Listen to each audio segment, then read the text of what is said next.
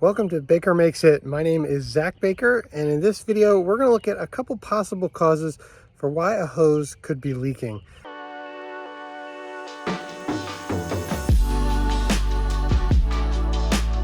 The first would be a missing washer, and the second would just be a damaged hose. So we're going to look at replacing the end of the hose so that we can salvage that and not have to replace it. So as you can see, our hose is leaking like crazy right where the sprayer meets the hose. So let's open this up and see what's going on in here. I'm going to go shut the water off first.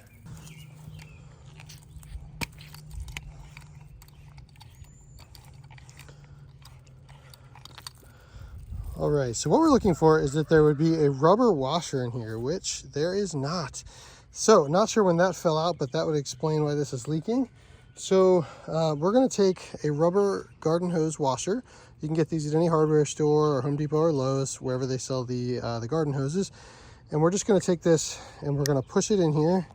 We want to make sure that it's sitting in here nice and flat. And then we're going to take this and screw it back on.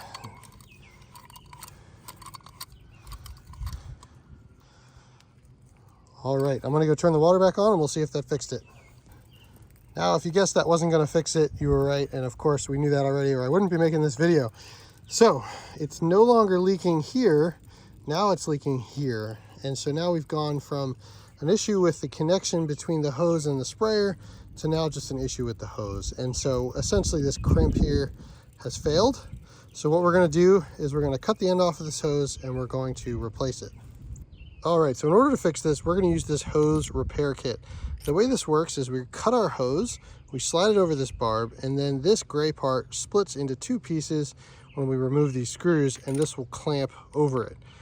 This leaves us with a little bit of a bigger end, and it doesn't look quite as nice, but if you've got a hose that's in good shape and you don't want to lose it, this is a great option for that. This cost me, I think, $5 or $6 at Lowe's. You can also use these to make two hoses out of one. They make male and female ends here. So let's get this hose cut and we'll get this end on. Now, I'm using a pair of heavy duty scissors here. You could use a utility knife, a set of tubing cutters, lots of different options here. Okay, now it's important when we're doing this that we choose the right end. You can purchase these in a male or a female, so just buy whatever it is that you're replacing. So we're gonna just fight this into the end of the hose here. And this might be a bit of a tight fit. If this doesn't want to go on its own, you can run hot water over it. You can use a hairdryer to heat it up. Anything to warm the hose up will help. But that went on nice and snug. But that would definitely leak if we turned that on now. So what we're going to do is we're going to take, well, first of all, let me get this end a little bit better on here. Looks like my cut is not the straightest cut. So I'm actually going to take this out and recut that.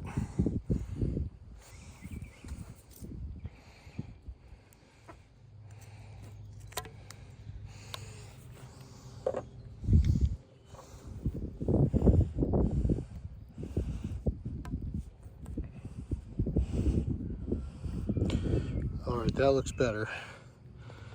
So now we're going to take our clamshell, we're going to put it right up against the end of our hose here. You can see it is nowhere near ready to push together. I might back this off just a hair. Yeah, I think that's what we'll do. I was just looking to see if one side is bigger than the other, and they look to be about the same. So we're going to try that, and then we're going to take those screws that we took out a minute ago, and we're going to just get them started in here. We don't want to go crazy here. We might not be able to get the second one in.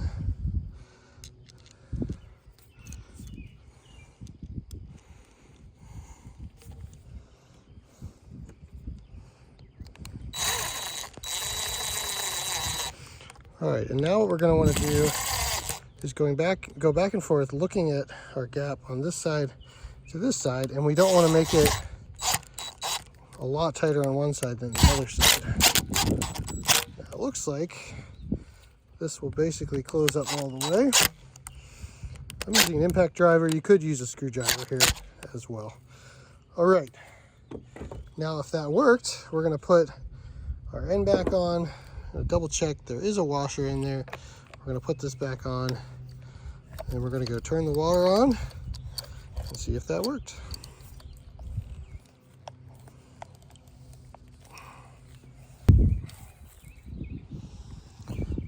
right, we're good to go. We've got no leaks coming from down here anymore. So it's as simple as that, little $5, $6 part, and that's fixed. Now, one thing I will say is when you're tightening this, you may need to use a wrench to hold this because that started to spin inside the hose. But other than that, that's all there is to it. Now, this particular hose, I want to make into 2 hoses because I want a leader hose for a retractable line. So we're going to go ahead and put a female end and another male end on this as well. So in this situation, I installed a new retractable hose, and I just need a short piece of hose to connect it to. It's got this leader on it, but I'm pretty far from where my spigot is. So that leaking end gave me an excuse to create 2 hoses out of that. So I'm gonna cut this, leave myself a little extra, and I'm gonna connect an end to that that will allow me to attach this, and then all the extra hose, we'll take that, put a female end on, and we'll have a fully functioning hose for whatever I need it for.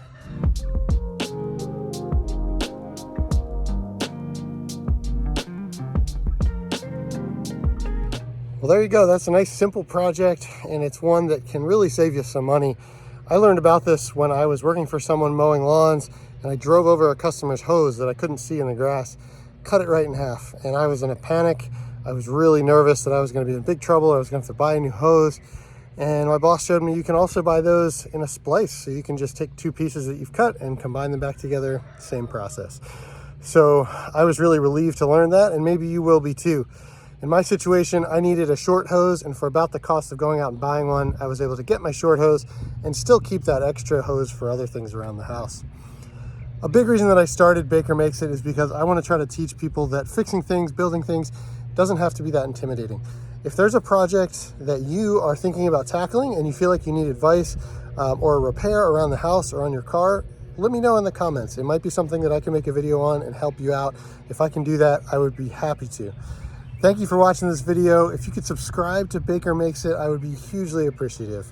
We'll see you on the next one.